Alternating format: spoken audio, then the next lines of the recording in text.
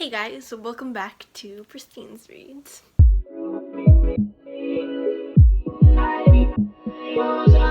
So, today I am reviewing Mindwar by Andrew Klavan. Now, this is definitely one of my favorite books in like the sci-fi genre. I don't think that's like my favorite genre to read, like of all time, but like this is probably one of the best sci-fi books I have read. Without further ado, let's jump into the summary. So, where do I begin? Oh my. Okay, so Mindwar is, like I said, a sci-fi novel by Andrew Klavan. The main character is Rick Dial, and Rick was the best quarterback in his high school, and he was like going to have a career in football and everything. But note the word was. One night, a car accident drastically shattered his dreams and changed his life entirely. And now Rick can barely even walk, let alone play football. So, like, after this accident, he's just totally, like, withdrawn into himself and, like, shutting out everybody from his life. Like, he ignores his mom and his brother and his girlfriend and his friends and his classmates and his teachers, basically everybody else in his entire life. And the only thing he does is play video games. Yes, that's right, I said he plays video games all the day long. He only stops to, like, eat and sleep, and then the rest of the day he plays video games. So, yeah, like, I would seriously go slap this guy if he was a real person in real life. Thankfully he's not. But, you know, you get that feeling when you want to, like, slap fictional characters so hard to just, like, get them out of whatever stupid thing they're doing. Yeah, that's kind of what I felt. So, yeah. Anyways, but while Rick plays video games all the livelong day, he starts to gain some mad skills at these different games he's playing. And eventually these skills get him noticed. Maybe not such in a good way. So one day, Rick's mom forced him to take a walk, so he's walking, or like more like limping along the sidewalk with his crutches and stuff, when this lady and her henchman slash goon slash minion, his name is Juliet 7, this lady, Miss Ferris, and her henchman, Juliet 7, they kidnap Rick and take him to some kind of like secret government agency place, where Rick meets this guy named Commander Jonathan Mars. And Jonathan Mars tells Rick that they need him because of his video game skills. And you may say, like, need him to do what? So apparently there's this guy called Kurudar who wants to take over the entire world, and he's doing this through this he's doing this through this digital realm called the Realm. So creative, right? Anyways, so he's got this thing called the Realm, and it's kind of like a digital world, but it connects with the real world too. So Kurudar used the Realm. Honestly, so creative. He used the Realm to hack into a train's navigation system, and he was able to like derail the train, and it went off the tracks and crashed, killed a bunch of people. So yeah, and he threatened to do more of that if they didn't give him what he wanted, which is basically, you know, same old money, power, world control, essentially. So yeah, anyways, Mars says they need Rick to go in and just stop him. How would he do that, you might ask? So this is where it gets complicated. So the Realm, like, to get into it, you have to go through a portal, but it's not like a physical portal. So you connect your brain to the Realm. I know that sounds really weird, but something about like the brain waves or something. You connect them to the Realm, and they create like an avatar of like what you look like, except it's not actually your real body. Basically, it's one whole video game, except your brain's actually connected to it, and if you die in the Realm, you're sent into an entire coma on Earth. Not stressful at all, right? So, Mars says that they've sent countless other video game players, soldiers, ex-Marines, SEALs into the Realm, and they've all either like, or they just couldn't make the test. You have to pass in order to get into the Realm. So Mars says that Rick's mad video game skills have potential and that he could actually go into the realm and might actually be able to survive. So Mars tells Rick, you know what, go home, think about it. If you want to do this, text so-and-so number. Rick goes home and he starts to think about it. So that's where I'm going to leave you, non-spoiler people, at. You'll just have to find out what he does. Cute evil laugh. But yeah, okay, so non-spoiler people, you know the drill. Head on to the description, click that timestamp, it'll take you back to the rest of the non-spoiler discussion. And now I'm going to proceed to spoil the rest of the book for those spoiler people that want to have spoilers. Spoiler people. I'll just tell you that right now that yes, Rick does choose to go into the realm, and you would kind of have figured that because, like, why would there else be an entire book and 2 other books in the series if he didn't choose to go into the realm? And actually, he chooses to go into the realm, and it's totally weird.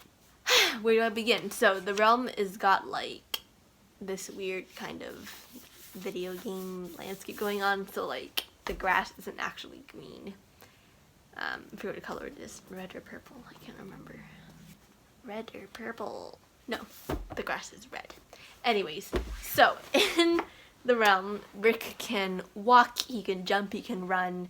He's basically made well inside the realm, well, his real world body isn't. So while Rick is in the realm, he's given a time limit. And when he gets close to the time, he has to get back to the portal, enter the real world again. Otherwise, his brain will, like, shut down because he didn't get back to the portal in time. That's just the way it goes. He goes in there, he has some near-death experiences.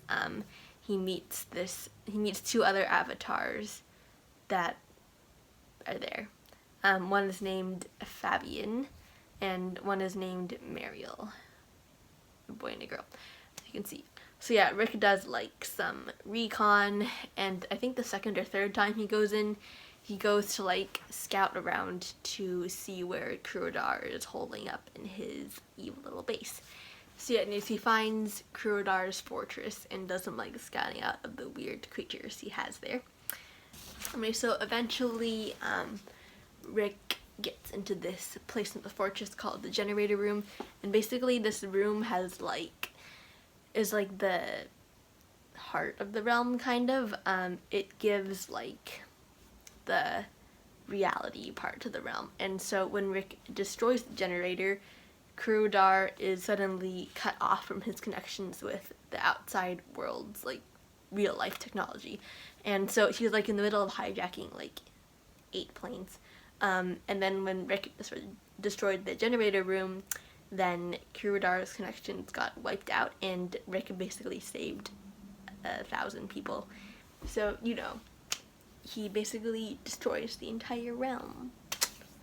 Game over, he wins, basically. So that's essentially what happens. There's like another little subplot too, but I don't want to make this video like half an hour long, so I'm gonna give you the entire details.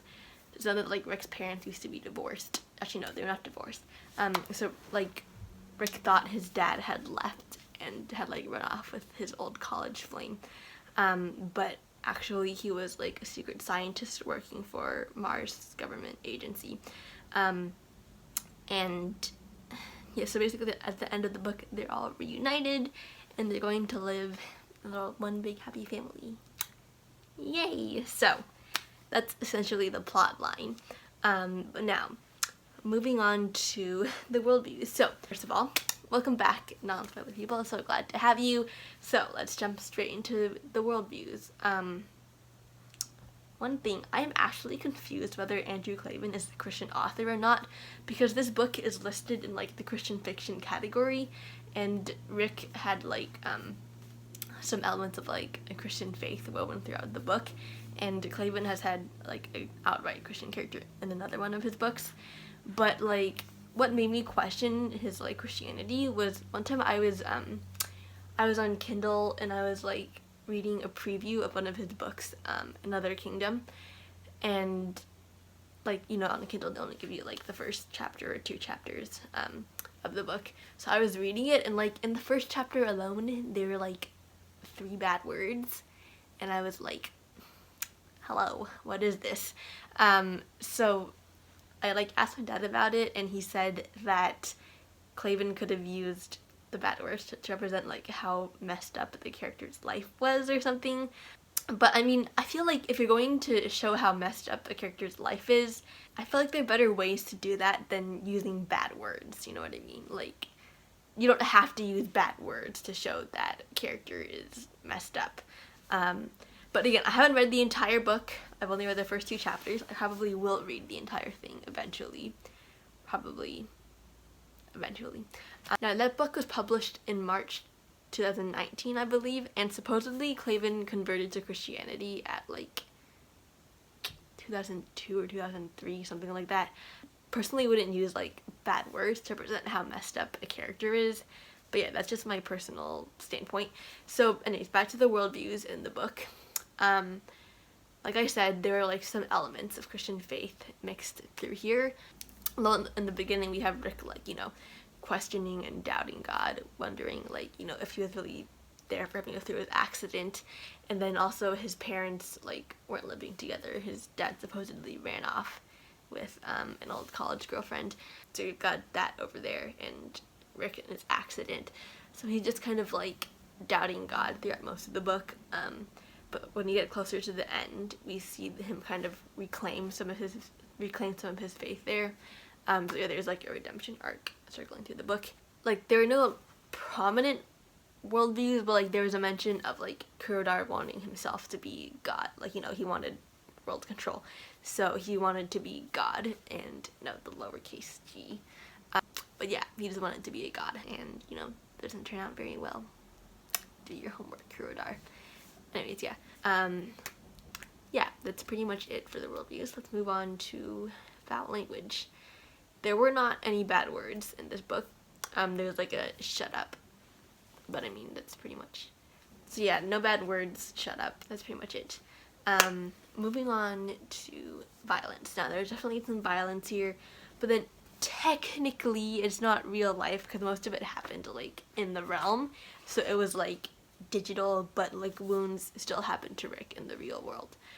But yeah, so some minor like fights and stuff. Use of weapons. Okay, yeah. Let's move on to romance. So Rick has a girlfriend named Molly, but in the beginning they were kind of like not speaking. Well, at least Rick wasn't speaking to her because he was just like ignoring her emails and stuff.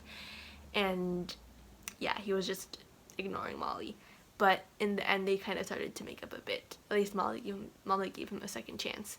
So yeah, that's pretty much all there is. There's nothing inappropriate. Oh, then of course I should mention again that Rick's parents are not living together, but they weren't divorced. It's complicated. And last but not least, a very small mention under the drug section, there was like a minor use of sedative shots. But yeah, that's it. That's it for the morals. Let's move on to my rating recommended age level. I'm going to rate this 4 stars.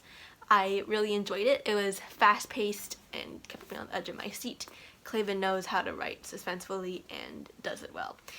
I also liked just the idea of the plot and stuff. It was really creative with all these like new creatures and characters, and I enjoyed that a lot. It does kind of remind me of like The Matrix, because you know, it's got the kind of like AR thing, augmented reality, although it's like The Matrix minus all the bad words, because honestly, in The Matrix there are like 5 bad words every 3 minutes. So yeah, anyways, yeah, Matrix but cleaner. Okay, as for my recommended age level, I'm going to put that at 11 to 12 plus. I think it's definitely more on like the YA section of the age spectrum, because you know, of like certain content things, and also the plot is definitely does have a lot of like depth to it and complication that I think would definitely be easier for 11 to 12-year-olds to follow. I also just need to note, for anybody out there who thinks you can play video games all day long and get hired by some secret government agency to go into this super secret digital realm and fight bad guys, it's not gonna happen. Sorry to burst your bubble. Yeah, I do not recommend playing video games all day. Just know that. Okay. So yeah, Anyways, overall, I really enjoyed this. I highly recommend it to you. Please go read it. And if you do, let me know what you think in the comments below. Yeah, okay, the end. I will be reviewing the next 2 books in the series. I probably will take a break during Christmas week, just to let you guys know. Spend more time with my family and all that. That's it. Thank you guys for watching. I hope you enjoyed this video. If you did, please give a thumbs up down below and subscribe to my channel if you haven't already. And I will see you guys next week. Bye!